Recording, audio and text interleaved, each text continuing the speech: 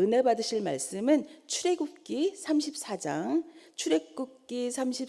1절에서 9절까지 말씀입니다. 함께 봉독하시겠습니다.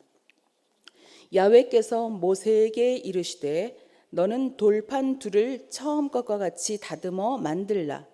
내가 깨뜨린 처음 판에 있던 말을 내가 그 판에 쓰리니 아침까지 준비하고 아침에 시내산에 올라와 산꼭대기에서 내게 보이되 아무도 너와 함께 오르지 말며 온 산에 아무도 나타나지 못하게 하고 양과 소도 산 앞에서 먹지 못하게 하라.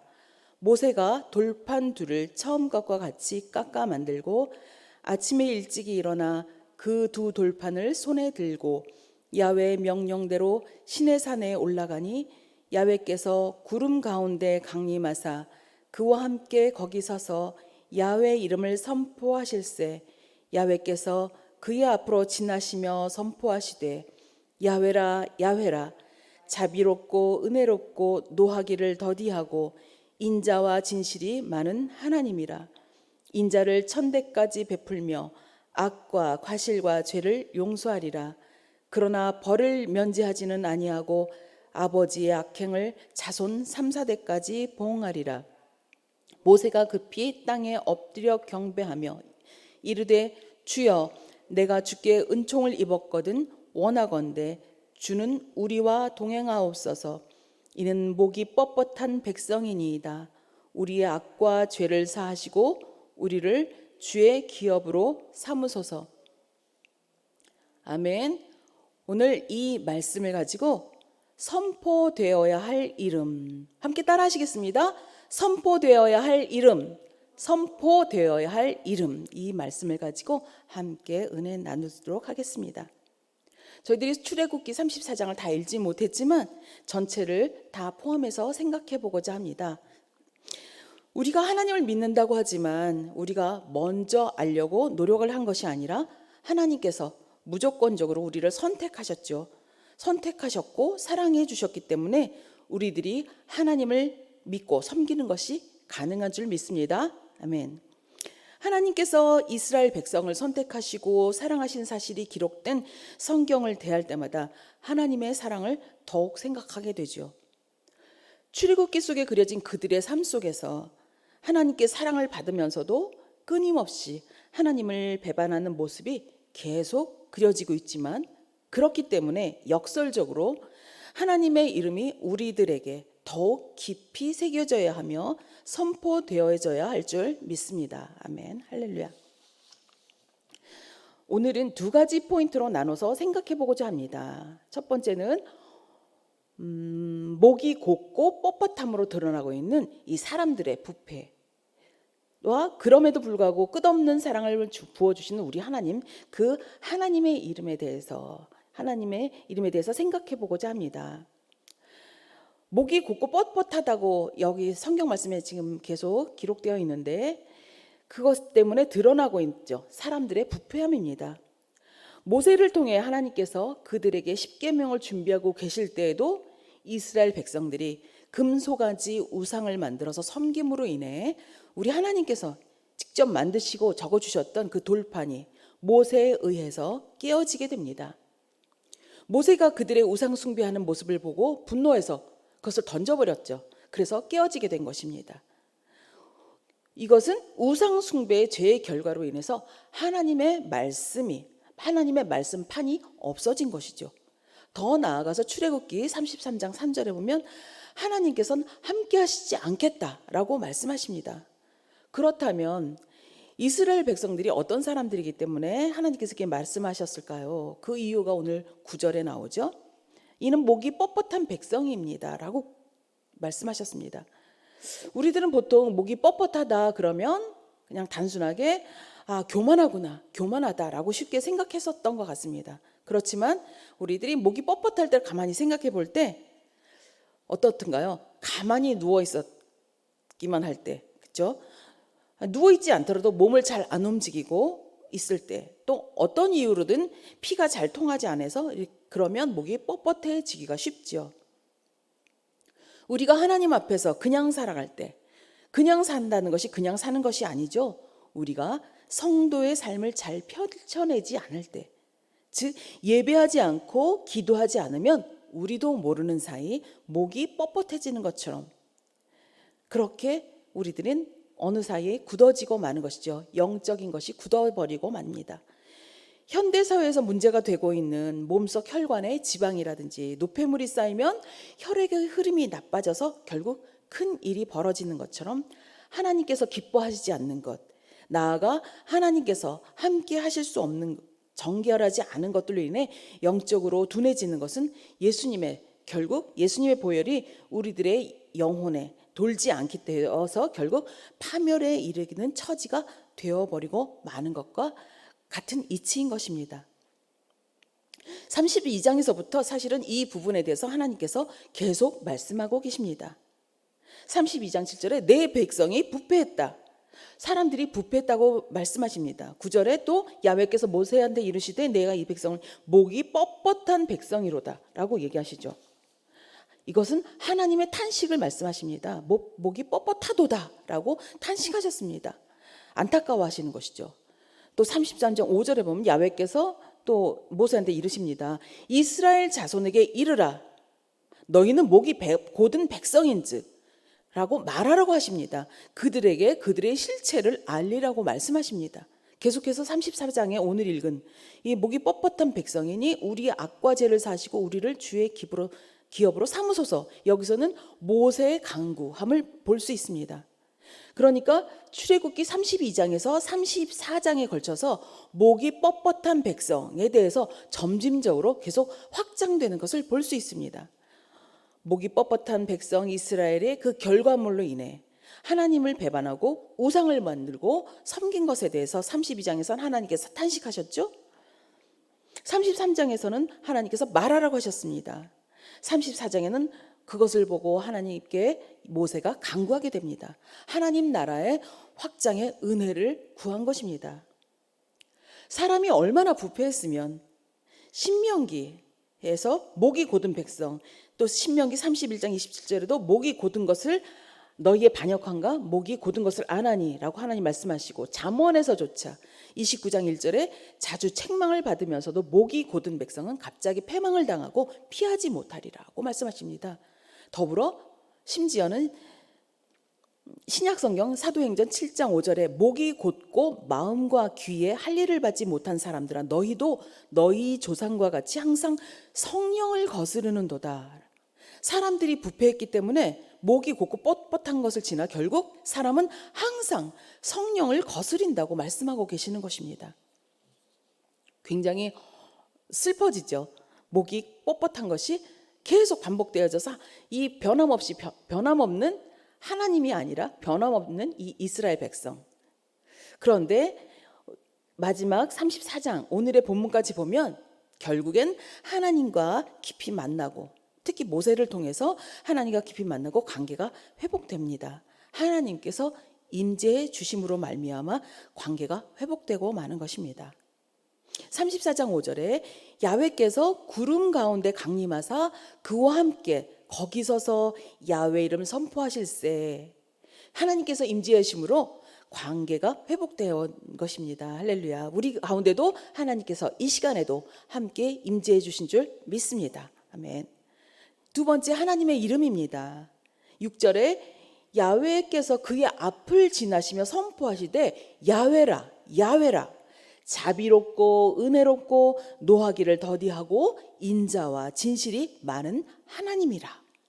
7절 인자를 천대까지 베풀며 악과 과실과 죄를 용서하리라. 그러나 벌을 면제하지는 않고 아버지 악행을 자손 3, 4대까지 보응한다고 기록하셨습니다. 하나님은 모세에게 그의 풍성한 사랑과 성실을 알려주시죠. 그래서 하나님은 자비롭고 은혜로우시고 노하기를 더디하시고 인자를 천대까지 베푼다고 말씀하십니다. 다른 한편으로 죄를 미워하시기 때문에 그것에 대해서 3, 4대까지 보응하신다고 하셨는데, 이 말씀을 가만히 생각해 보면 지금이야 저희들이 2대, 3대 겨우 살게 되지만 그 당시에는 오래 살았죠. 그래서 거의 한 집에서 4대까지 같이 살았습니다. 그렇기 때문에 저희가 생각하는 자손 대대로 죄, 그 결과물을 먹는다는 그 의미와는 조금 다른 것입니다. 너희들이 그 부모와 할아버지와 자손, 그 손자, 손녀, 그 밑에까지 거의 3, 4대는 같이 살았기 때문에 그 당시인 것입니다. 그때 하나님은 그 죄에 대한 것은 그때로 보응하신다고 하신 것이고, 그렇지만 하나님께서 인자는 하나님의 그 사랑은 천대까지 베풀어 주신다고 하신 것이죠. 악과 과실과 모든 죄를 용서해 주신다는 그 놀라운 은혜의 약속인 것입니다. 하나님께서 갖고 계신 속성이시죠. 이렇게 벌하신다는 것. 왜냐하면 하나님은 죄와 함께 할 수 없으신 분이시기 때문이시죠. 그렇지만 우리가 하나님 앞에 나아갈 때, 죄가 없는 흠 없는 자로 나아갈 때 하나님께서는 은혜와 자비를 놀랍게 베풀어 주시는 신실한 하나님이신 것입니다. 아멘. 그렇기 때문에 우리는 그런 자로, 그런 모습으로 하나님 앞에 우리들이 계속 세워야 될 줄 믿습니다. 그러나 그것은 결국 어떻습니까? 우리들의 마음을 먹는다 할지라도 육신의 힘으로는 결코 할 수가 없지요. 그렇기 때문에 하나님은 우리 인간을 사랑하셨기 때문에 예수 그리스도를 보내주셨습니다. 십자가에 못 박으심으로 그의 피를 쏟으시고 인간을 그의 사랑 안에 거하게 하셨습니다. 할렐루야. 그래서 6절에 계속 야훼라고 말씀하시죠. 사랑의 하나님인 것입니다. 특히 이 사랑의 하나님이, 여기서 이 인자와 진실이 많은 하나님, 이 사랑의 하나님은 그냥 감정적인 사랑이 아니라 의지적인 사랑인 것입니다. 하나님께서 그렇게 결단하시면서 사랑하시려고 결단하신 것이죠. 이 6절 말씀은 유대인들이 아주 중요하게 생각하는 핵심 구절이라고 합니다. 우리 하나님은 출애굽기 34장 6절에 마치 이 6절 저희들이 읽었죠. 야훼는 자비롭고 은혜롭고 노하기를 더디하시고 인자와 진실이 많은 하나님이다. 우리 하나님은 그런 하나님이라고 유대인들은 선포한다고 합니다. 그렇게 대답할 너희 하나님은 어떤 하나님이니? 라고 질문할 때 유대인들은 이 구절을 가지고 대답할 정도로 구약에서 정의할 때 아주 중요한 말씀이고, 이것이 그들이 생각하는 아주 중요한 하나님의 속성입니다. 이 야훼는 무엇이죠? 주 하나님께서 스스로 있는 자라고 하셨죠. 영원히 스스로 존재하시는 하나님인 것이죠. 가장 중요한 이 하나님의 속성입니다. 하나님은 스스로 계셨습니다. 스스로 모든 것을 만드셨고 하셨죠. 그래서 하나님 자신이 야훼라고 저희들에게 다시 한번 알려주고 계시는 것이죠. 이 말씀은 아까 사람의 부패했고 목이 뻣뻣한 백성이라고 계속 반복해 나왔지만, 이 하나님에 대한 이 은혜의 말씀 역시 계속 반복이 됩니다. 무수하게 반복이 됩니다. 한참 후대 사람인 요나의 고백에도 나오는데 요나서 4장 2절에도 나옵니다. 또한 역대하 30장 9절에 너희 하나님 야훼는 은혜로우시고 자비하신지라. 느헤미야 9장 17절에 은혜로우시며 긍휼히 여기시며 더디 노하시며 인자가 풍부하심으로.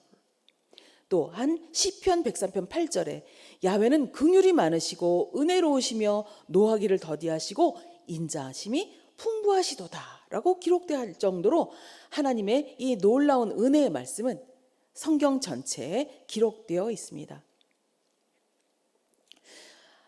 특히 이 공의로우시지만 사랑이 많으신 하나님, 여기서 히브리어로는 자비와 은혜와 인자라는 것을 히브리어로 라훔, 한운, 헤세드란 세 단어를 사용했는데, 이 헤세드 한 가지만 잠깐만 보면 하나님의 속성을 통칭하는 이 헤세드란 히브리어 단어에는 이 구약에서 246번이나 사용이 되었습니다. 굉장히 많이 사용되는 하나님의 속성인 거죠. 하나님의 성품인 것이죠. 이 말씀은 특히 어떤 대가를 바라지 않고 주는 것입니다. 무조건적으로 주시는 은혜로 많이 사용이 됩니다. 시편 25편 7절에도 나오고, 또한 정말 그냥 무조건적인 긍휼, 불쌍하게 여기시고 사랑으로 주시는 이 하나님의 특별히 또한 창조로, 이 창조는 우리 예수님을, 하나님을 믿는 분들만 아니라 이 세상 모든 사람 가운데 하나님을 믿지 않는 자들과 하나님께서는 창조의 많은 것들을 누리게 하시죠. 이것이 헤세드인 것입니다. 창조에서도 사용된 이 헤세드의 단어, 모든 세상의 모든 만물 가운데 펼쳐지는 하나님의 놀라우신 은혜의 사랑이 이 헤세드입니다. 시편 146편 8절에 특별히 잘 기록이 되어 있죠. 이런 하나님의 은혜 우리가 어떻게 갚을 수 있을까요? 우리가 반응할 수 있는 것은 예배밖에 없겠죠. 우리가 하나님 앞에 드릴 수 있는 것은 아무리 몸부림을 쳐도 하나님 앞에 드릴 수 있는 예배밖에 없는 것입니다. 정리하겠습니다. 사람들이 부패했을 때 이 목이 곧고 뻣뻣함으로 드러나게 되죠.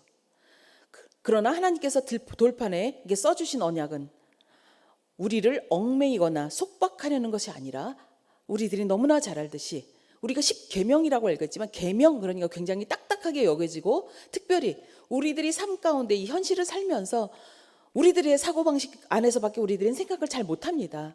우리들이 죄를 저지르니까 벌을 받아야 되고 우리는 꼭 이렇게 해야만 해라고 굉장히 강박관념 속에서 우리가 이 하나님이 주신 이 돌판에 쓰여진 말씀도 우리도 모르게 그렇게 계명, 그러니까 그렇게 우리도 모르게 이렇게 갇힌 느낌의 말씀으로 생각하지만 이것은 자세히 보면 사랑의 언약의 판인 것입니다. 마치 첫 번째 아담이 실패했듯이 첫 번째 돌판도 깨어져 버렸죠. 두 번째 돌판을 만드는 과정에서 하나님이 얘기하신 것은 이 오늘의 본문 이후에 기록이 되어 있는데 그 말씀 가운데 숨겨진 이야기는 십자가 이야기입니다. 예수 그리스도의 이야기인 것이죠. 두 번째 아담을 준비하셨듯이 두 번째 돌판을 통해서 어린 양의 대속함을 말씀하신 것입니다. 그 돌판이 보관된 법궤, 이후에 나오겠지만 이 법궤 위에는 제단에서 숨진 어린 양의 피가 부어져야 했던 것처럼 우리들에게도 날마다 순간마다 우리들의 인생 전체에 걸쳐서 어린 양의 피가 부어져야 된 줄 믿습니다. 이것이 예수 그리스도의 피로 우리들을 구원하신 놀라운 구원의 보혈의 피인 것입니다. 그것만이 구원의 길이기 때문에 하나님께서 계속 이렇게 목이 뻣뻣하고 부패한 사람들에게 계속 하나님은 하나님의 이름, 하나님의 사랑에, 하나님의 헤세드의 사랑에 그 은혜로 예수 그리스도의 그 보혈의 피를 덮어주신 것처럼 제단에 있을 그 법궤에 어린 양의 피를 부어서 하나님의 사랑을 증거하셨던 것처럼 우리들의 삶 가운데 예수님을 피를 덮어주셔서 우리를 구원하셨고 천국으로 인도하실 그것이 예표되어 있는 말씀인 것입니다. 그것은 결국 사랑의 언약인 예수 그리스도, 이 십계명에 숨겨진 이 뒤에 숨겨진 예수 그리스도. 왜냐하면 하나님을 우리가 섬겨야 되고 하나님만 섬겨야 되는, 우상을 섬기지 않아야 되는 이 모든 것이 하나님이 우리들이 아니면 하나님이 영광을 못 받으십니까? 그렇지 않죠. 만물이 없어도 하나님은 아무 상관이 없으신 분이신 것입니다. 하나님 스스로 계신 분이고 위대하신 분이고 하나님은 아무 상관이 없으시지만 우리를 너무나 사랑하시기 때문에 그렇게 해야 하나님이 우리들을 만날 수 있으시고 우리들이 하나님을 만날 수 있기 때문에 하나님이 그렇게 얘기하신 것입니다. 그렇게 해야 우리가 하나님과 깊은 관계를 가지고 우리가 그 사랑 가운데 많은 은혜를 누리고 구원을 받을 수 있기 때문에 하나님께서 그 10가지 계명을 대표적인 것으로 기록해 주신 것뿐인 것입니다. 그렇기 때문에 우리들이 그것에 눌리는 것이 아니라 그것에 숨겨진 하나님의 놀라운 뜨거운 사랑, 그 하나님의 언약을 잊지 말고 다 누리시길 바라겠습니다. 그래서 하나님의 이름을 취하십시오. 회복시켜 주시는 하나님의 이름, 그 이름이 너무나 많지만 오늘의 본문에 기록된 정말 헤세드의 아버지, 자비롭고 은혜로우시고 노하기를 더디하시는 인자하시고 진실하시고 정말 신실하신 우리 아버지, 그 아버지 스스로 계시는 우리 야훼 하나님 아버지를 정말 늘 기억하시면서 하나님의 은혜 가운데 늘 깊이 기도하시고 예배하시는 정말 복된 우리가 되길 다시 한번 소망합니다. 아멘. 그렇기 때문에 이 새벽에 나오셨고 우리가 끝없이 하나님을 만나고 기도하며 말씀 가운데 우리가 만나려고 몸부림치는 줄 믿습니다. 아멘. 이 뒷부분에 아까 나왔던 그 뒷부분 이후에 말씀 간단히 나누면 이 금송아지 우상숭배 이후에 하나님께서 무교절과 칠칠절 수장절을 지키라고 말씀하십니다. 1년에 3번을 지키라고 말씀하셨는데 이것을 지킴으로 우리는 구원받은 자임을 드러내라고 말씀하신 것입니다. 우리가 이렇게 하나님께서 주신 계명 이것 이후에 또 하나님께서 이 계절 그 절기를 지키라고 하신 것은 이것을 지킴으로 인해서 하나님께서 영광 받으셔야 되지만 그것보다 하나님께서 우리가 구원받은 자였다, 구원받은 자인 것을 드러내라고 말씀하십니다. 부활하신 예수 그리스도, 성령으로 오신 예수님, 심판하고 추수하실 예수 그리스도를 드러내야 한다고 얘기하는 것이죠. 초실절, 오순절, 수장절, 여기서 말씀하시는 것이 그 말씀인 것입니다. 그렇기 때문에 우리는 하나님의 말씀하신 그 방식대로 살아가야 되는 줄 믿습니다. 그렇기 때문에 우리는 그렇게 되면 우리는 하나님의 영광을 드러낼 수 있게 되는 것이죠. 이 하나님의 영광을 드러낸다는 것은 결국 정말 하나님께서 주신 놀라운 복들을 다 누린다는 것이죠. 그것이 이 모세의 영광, 얼굴에 영광의 빛이 드러나는, 특별히 첫 번째 돌판에서는 드러나진 않았지만 두 번째 돌판을 받고 내려온 이 모세의 얼굴은 빛이 나죠. 하나님의 영광으로 정말 사람이 쳐다볼 수 없을 정도로 이 하나님의 영광이 드러납니다. 그 영광이 우리 모두 두 번째 돌판을 받은 저희 모두의, 이게 모든 얼굴에, 우리들의 모든 인생과 우리들의 모든 삶에, 우리들의 미래와 우리 자손들 가운데 모두 하나님의 영광이 드러나는 놀라운 복된 삶으로 펼쳐질 줄 믿습니다. 아멘. 우리 하나님의 이름 선포해 볼까요? 하나님의 옆에 분에게 하나님의 이름을 선포하십시오 라고 인사해 주세요. 하나님의 이름을 선포하십시오. 네, 예수님의 이름을 선포합시다. 예수님의 이름을 선포하십시다. 네, 그래서 이 세상 가운데 하나님의 이름, 예수님의 이름을, 또 예수님이 부활 승천하시고 보내주신 우리 성령님, 우리를 도우신 성령님을 의지해서 날마다 순간마다 인생 전반에 걸쳐 늘 승리하게 되신 줄 믿습니다. 아멘. 날마다 그렇게 선포하시면서 승리하시길 또한 예수님의 이름으로 부탁드립니다. 아멘. 할렐루야. 기도합니다. 하나님, 우리 자신에게, 우리 모두에게, 그리고 이 세상에 선포되어야 할 이름, 우리 하나님 아버지와 우리 예수 그리스도의 이름을 찬양합니다. 주님, 사랑합니다. 저희들에게 폭포수와 같은 은혜를 부어주시고 저희들을 구원하여 주시고, 하나님, 주님, 그것뿐만이 아니라 정말 하나님의 영광을 보여주셔서 하나님의 삶으로 하나님이 영광 드리는 놀라운 축복된 삶으로 저희들을 함께하여 주시고 또 그렇게 약속하여 주신 것을 찬양하고 감사합니다. 그렇기에 저희들이 하나님이 주신 언약을 더욱더 기억하며 그렇게 실천하여 나가야 정말 하나님께 많은 영광 드리길 원하오니, 무엇보다 이것이 가능한 것은 하나님이 베풀어 주신 예배를 통하여 그것이 스타트가 됨을 기억합니다. 그렇게 예배를 통해, 또한 말씀을 통해, 기도를 통해 하나님을 만나며 하나님의 놀라우신 헷세대의 이 놀라운 은혜를 저희 모두 받아 누리는 복된 삶이 되도록 축복하여 주시옵소서. 그래서 정말 영혼이 잘된 같이 범사가 잘되고 강건한 하나님의 놀라운 은혜를 모두 받아 누리는 저희 교회와 저희 모두 인생이 되도록 축복하여 주시옵소서. 오늘 하루도 주께서 은혜 주시고 감사하여 주님 물질 드립니다. 주님, 그곳에 하나님의 영광이 드러나게 하시고 살아계신 아버지의 이름, 살아계신 예수 그리스도의 놀라운 은혜와 정말 성령님이 역사가 놀랍게 임하여 주시옵소서. 오늘도 함께 동행하시며 예수 그리스도의 이름을 정말 영광 받으신 우리 하나님 아버지의 이름에 감사하면서 우리 구주 예수님의 이름으로 기도드립니다. 아멘.